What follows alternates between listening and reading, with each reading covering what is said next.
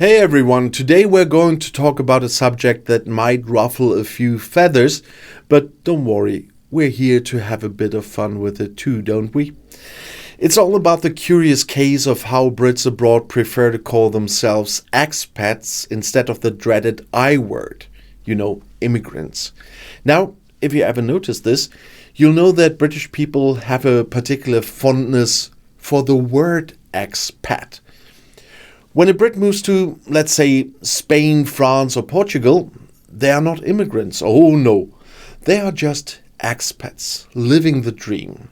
Relaxing on the Costa del Sol, sipping sangria, working remotely, or perhaps not working at all, enjoying the sunny days. It's a word that conjures images of freedom, sunshine and retirement, less bureaucracy, more beachfront cocktails. But here's where the irony kicks in. When anyone else moves to Britain, they are immigrants, plain and simple. It's a term that's often weighed down with negative connotations. But somehow, when it's a Brit moving abroad, expat sounds so much more glamorous, doesn't it? But let's break this down a little bit. The word expat comes from the Latin ex, meaning out of, and patria, meaning country. So, in theory, an expat is someone who has left their country to live elsewhere. Simple, right? But somehow, when a Brit does it, they prefer not to acknowledge the immigrant side of things. Instead, they are on an adventure, as if they are characters from a slightly more sun-soaked version of Downton Abbey. But let's be real for a second. If you leave your country to live in another one, you are an immigrant. I mean, Brits might not like the sound of it, but just ask the local authorities in, say, Spain or France. When you're filling out your residency paperwork, applying for healthcare, or just renewing your driving license after Brexit, guess what? You're in the system as an immigrant. It doesn't matter how much Earl Grey tea you drink or how many copies of the Times you read. No one's going to file you under expat in official government records. And here's the fun part. The British government itself, the same government that likes to bang on about taking back control of immigration, lists British citizens living abroad as immigrants in their statistics, and even the last one did. The hypocrisy practically writes itself. But now let's talk about Brexit, shall we? You can't really dive into this topic without mentioning the big B word. Because Brexit has, changed the game entirely for British people living in Europe. Pre-Brexit, Brits could essentially swan around Europe as if it was one big sun-drenched playground. Hop on a plane, move to Spain, no visas, no real hassle. You could stay as long as you liked, and the locals seemed to tolerate the invasion of Brits with their football shirts, sunburn, and endless demand for full English breakfasts. But post-Brexit, the tables have turned. Now, Brits are subject to all those pesky immigration rules that they once thought were, for other people. Suddenly, Brits have to apply for visas, residency permits, and face limits on how long they can stay in those sunny European paradises. And there's no more just popping over to the continent without a care in the world.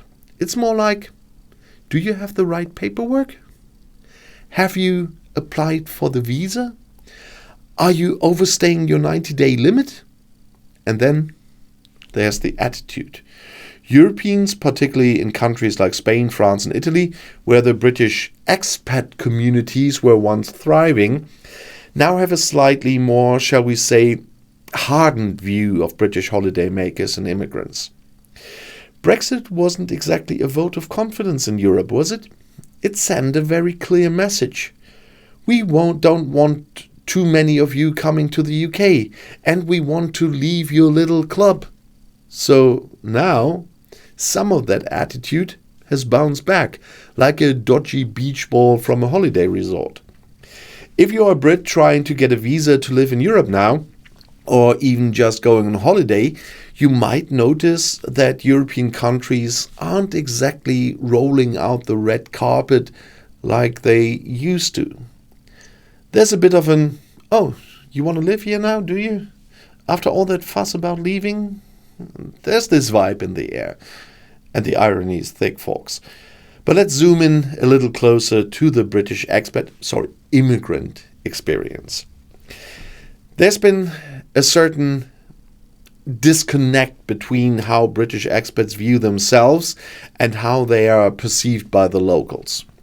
You see, Brits tend to create these little enclaves abroad where they try to bring Britain with them.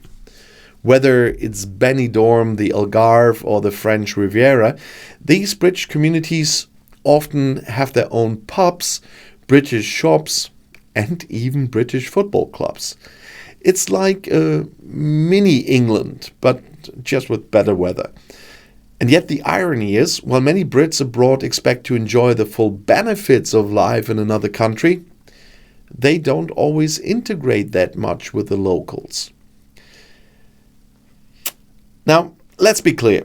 This isn't just a British thing. Plenty of other nationalities do that too. But the British in particular seem to enjoy this bubble. They don't always learn the language. They often stick to their British circles. And they tend to bring with them a certain expectation that life abroad should cater to their very British needs. Now think about that for a second. Isn't this the very criticism that's often leveled at immigrants who move to the UK? They are accused of not integrating enough, of not learning English, of sticking to their own communities. But when Brits move to Spain or France and do exactly the same thing, somehow it's not seen as a problem. If anything, it's almost celebrated, like, oh look, we've recreated England by the sea. The double standards are pretty glaring, aren't they? And then there's the classic. Brits on holiday in Europe. The infamous British tourist. We've all seen it, haven't we? Red as a lobster after too much sun, ordering fish and chips in a Spanish bar, and asking, do you speak English? Before they even said hello. No, don't get me wrong. Not all British holiday makers are like this, but there is a certain stereotype, isn't there? And since Brexit, it's like there's been a shift in how British tourists are viewed. It's almost as if they are the guests who overstayed their welcome at the party. Before, Brits could go anywhere in the EU and they were just part of the club. But now, after the divorce that is Brexit, they are like the ex-partner trying to get back in for a quick visit. And the EU? Well, the EU seems to be saying, sure, you can come in, but we're going to make it a little bit more complicated for you. It's a strange, almost poetic kind of justice, isn't it? The Brits, who once enjoyed such freedom in Europe, now having to navigate the same kind of immigration red tape that they were so keen to enforce at home. So, in conclusion, let's call it what it is. Whether you are a Brit living in Spain, France, or anywhere else in the EU, whether you like it or not, you are an immigrant. A proud, sun-loving, possibly sunburned immigrant. You can call yourself an expat if it makes you feel better, but at the end of the day, we all know the truth. And hey, there's no shame in it. After all, being an immigrant means you are part of a global community, a world full of people living and working in different countries. And maybe, just maybe, if more Brits embrace that idea, we could all chill out a bit more, preferably on a beach in Spain with a pint in hand. So, thanks for watching, and if you've made it this far, don't forget to like, subscribe, and drop your comments below. See you next time. The next video is right here in the end screen.